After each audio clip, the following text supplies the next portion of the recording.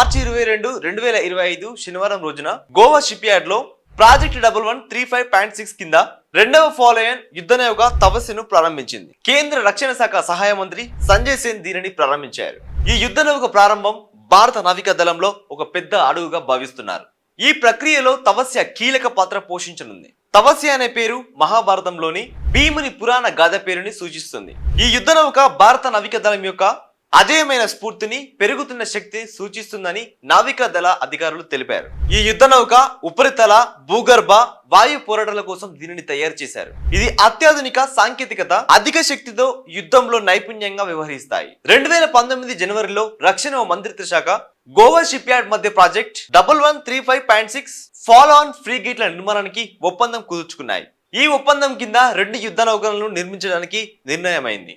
మొదటి నౌక triple 2024 July 24న ప్రారంభించగా, రెండో నౌక తపస్య మార్చి 22, 2025 శనివారం రోజు ప్రారంభించారు. ట్రిపుల్ తపస్య యుద్ధ నౌకలు దాదాపు 125 మీటర్ల పొడవు, 4.5 మీటర్ల డ్రాఫ్ట్, 3600 టన్నుల బరువును కలిగి ఉంటాయి. ఇవి గరిష్టంగా సముద్రంలో 28 నాట్ల వేగంతో వెళ్తాయి. వీటిలో స్టెల్త్ ఫీచర్లు, అధునాతన ఆయుధాలు, సెన్సార్లు, ప్లాట్ఫారం నిర్మాణ వ్యవస్థలు అమర్చబడి ఉంటాయి. ఈ ఫ్రీగేట్లు P1135.6 సిరీస్ యొక్క ఫాలో ఆమ్లు. ఇవి స్వదేశీ పరిజ్ఞానంతో గోవా షిప్ యార్డ్ లో వీటిని రూపొందించారు.